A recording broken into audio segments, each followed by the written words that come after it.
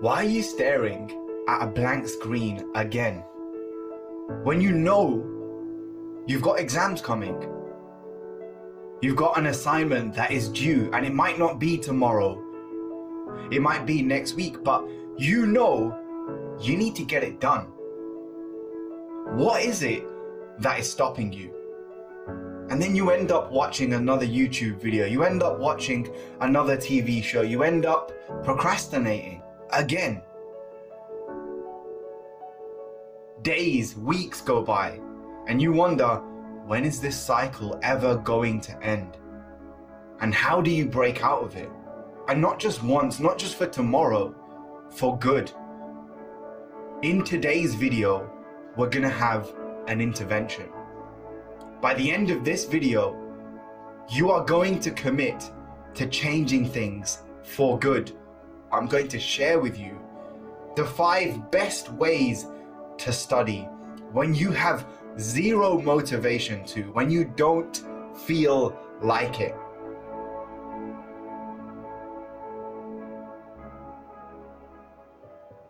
And the first thing you need to do is go inside, not outside, for that motivation, for that drive, the energy that you need.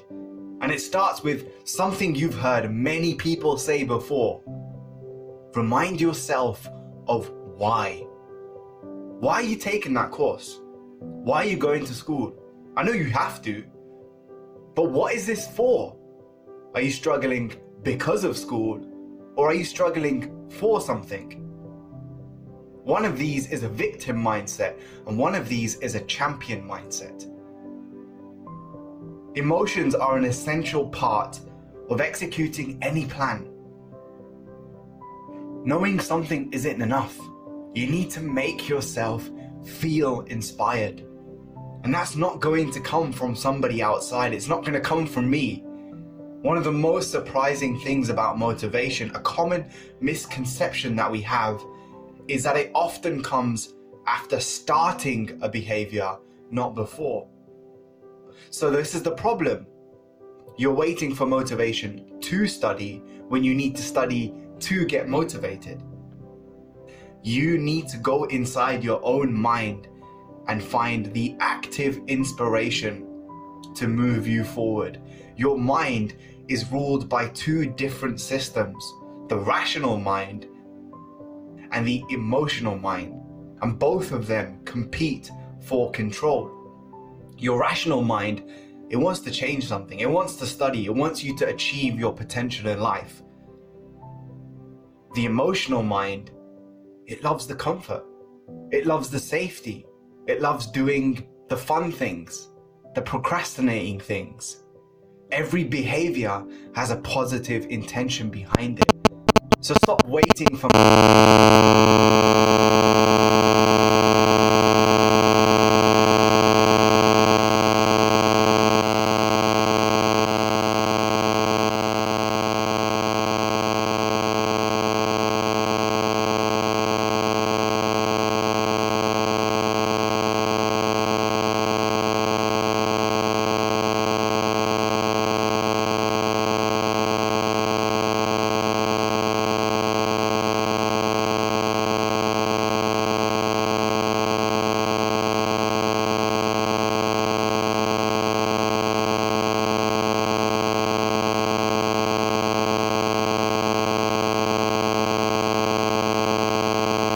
yourself, why does this matter? And it doesn't have to be something noble or good. It could just be, I need to get a good grade so I can get into this university, so I can get this job, so I can make some money. But what is it that's going to compel you to make some moves? The second thing you need to remember, start looking for the best environment. I promise you, it's going to be way easier and way more effective. Environment is the invisible hand that shapes your behavior. You might think that your habits are a product only of your motivation, your talent, your willpower, your effort, but your personal characteristics, your intentions sometimes get trumped by the environment around you. And this is nothing new. It's been known for 80 years. In 1936, psychologist Kurt Lewin, he wrote a simple equation that effectively summarized human behavior. And it goes like this: P equals F brackets PE. This equation's basically saying behavior is the result of that person in an environment. So think about it. When you're sat in an exam, you're at the front of the hall or the classroom, and the teacher is standing over you, and 30 other students are sitting in silence, writing away. Do you worry about motivation? No. Are you motivated? Yes. Do whatever you need to design for your laziness. Go to productive environments. Structure the physical and virtual space around you so that you make good choices by default. It's not about how motivated you are. It's about being in the right place and designing for that laziness. The motivation, it will find you later. The next tip is state change. When you have no motivation, what is it like? Just pay attention to your body. How is it moving? What are your eyes focusing on? How many tabs do you have open right now? How many other things are you trying to do? What you need to do is change your emotional state. Your mind and your body, they're interconnected. When your body gets tired after a long day, your mind gets tired. When you haven't eaten, your body is craving more calories. Your mind finds it hard to focus. And an easy way to change the way that you feel in an instant so that you get motivated again is to change your physical state. Just notice what your breathing is like when you're motivated, when you're in flow versus when you're distracted. There's several ways you can do this. The first one is go for a 9-minute walk. Spend time with your loved ones. Talk about your motivation levels with someone. Do some Wim Hof breathing. Play an instrument. Take a long, warm bath or shower. Because this gets you into a relaxed state of mind, which is important to get you in the right frame of mind, the right focus. And it's only when your mind is at ease that those alpha waves start rippling through your brain, and you're more likely to look inwards, to introspect and think, this is why I need to get this done. This is why I need to focus. Imagine what that would be like. And you already know this is intuitively true. Why else do you have most of your best ideas while you're on the bus, on the train, when you're in the shower?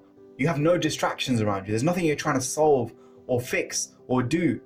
It's just one focus: relaxing. Ease creates and urgency destroys. Tip number 4, think negatively. There's always people advising you to follow the law of attraction, to think positively and envisage your success. But there's pros and cons to everything. So it's important to think, what could go wrong? If you sit here doing nothing while you're listening to me, the clock is ticking. You have less time now than you did before. Do you feel motivated now? Instead of a vision board, create a worst case scenario, absolute failure board. Go to your kitchen, throw all the junk food out the window, burn it, and go do a 3-hour workout. Because sometimes you need a jump start. Sometimes you need to take massive action to get you moving. And this is an idea I got from one of the world's best minds, a guy called Chris Hadfield, who was an astronaut for 21 years. And he only spent 6 months in space. So what was he doing the rest of the time? He was thinking negatively. Every single thing that could go wrong, he was planning, he was preparing, he was remembering what exactly he needed to do for every scenario. You can call it negative thinking, but it's productive and it works.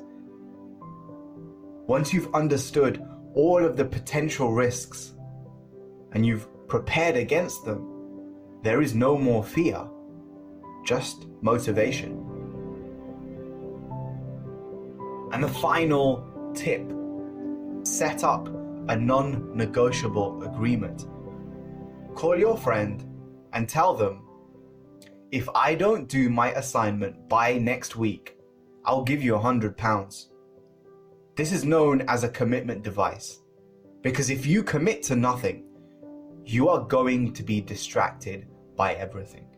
It's called hyperbolic discounting. It's a fancy way of saying we overvalue the short run relative to the long run.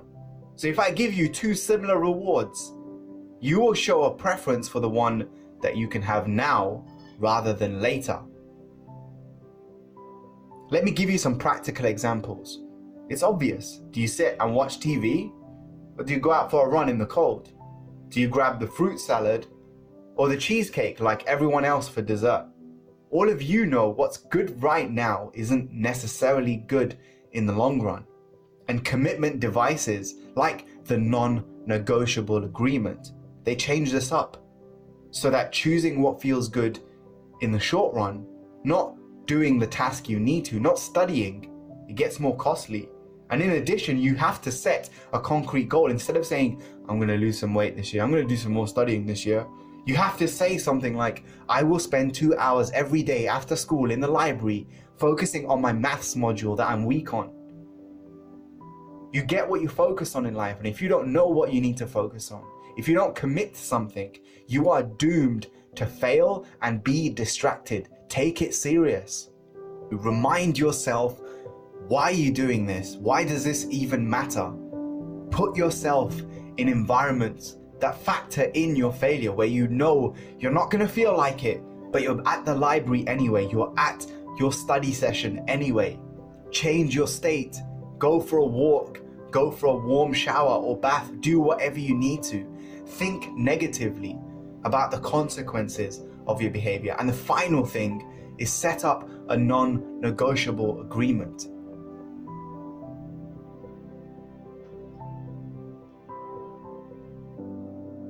Now, for those of you who want to take things further, if you want to find out what your purpose is in life, how to stop falling victim to procrastination, and how to consistently stay calm and composed in any situation, I have a course called Discovery, which costs just £7, and you can check it out in the description below and learn the methods and techniques to help you create your most meaningful life. Peace.